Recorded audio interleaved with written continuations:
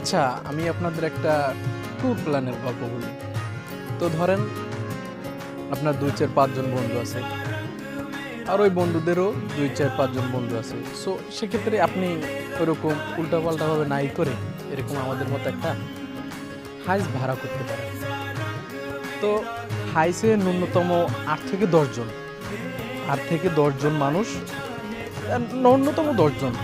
তো তারপর আপনি যদি একটু চিকন মোটা ব্যবধান করেই করেন তাহলে ওইখানে ১২ জনও পসিবল। সো সেক্ষেত্রে আপনি যদি একটা হাইস ১২ থেকে ১৪,০০০ টাকা ভাড়া করেন তাহলে ওইখানে জন প্রতি একটা অ্যামাউন্ট এসে যায়, ওখানে অ্যামাউন্ট আসে। তারপর আধার যে খরচটা হয় ওটা একটু সেফলি করবেন।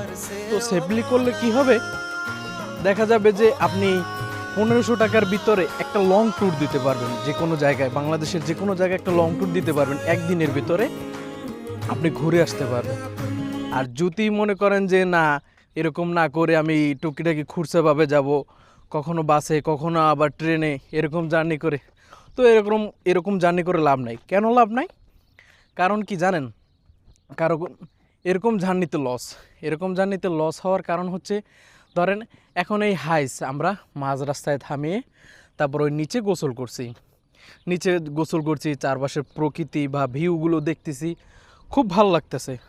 আর এটা আমাদের কাছে খুবই আনন্দদায়ক বা লাগতেছে। আর আমাদের যখন খুশি যেখানে মন চাইতেছে বা যে জায়গাটা ভালো লাগতেছে ওইখানে আমরা কি করতেছি, গাড়ি থামাইতেছি আর বলতেছি যে মামা এখানে থামাতে হবে, ওখানে থামাতে হবে বা কিছু এরকম।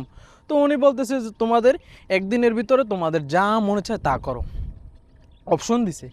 সো সেক্ষেত্রে দেখা যায় কি, আমাদের যে একটা ফ্রিডম থাকা দরকার বা একটা যে আমরা একদম রিল্যাক্স ফিল করব, যখন যা খুশি তাই করব, এরকম একটা সুবিধা পাওয়া যায়। আর আপনি যদি বাসে ট্রেনে যান, হয়তো খরচটা ১৫০০র জায়গায় আপনার ১২০০ হবে, বাট আপনি যে একটা সিলেক্টেড জায়গায় যাবেন ওই জায়গাটাই কি ফিক্সড থাকবে।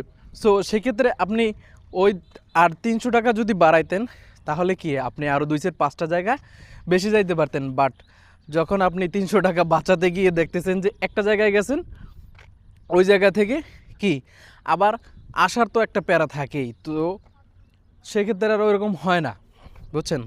তো দেখা যায় কি সব মিলিয়ে তখন আর ওই এক জায়গায় গেলেন, এক জায়গায় ঘুরে আসলেন কিছু টাকা বাঁচানোর জন্য। আর সবচাইতে বেশি ইন্টারেস্টেড ব্যাপার হয় যদি এরকম ৫-১০ জন বন্ধুবান্ধব মিলে আপনারা করেন, তাহলে আমি মনে করি একটা হাইয়েস্ট ভাড়া করেন।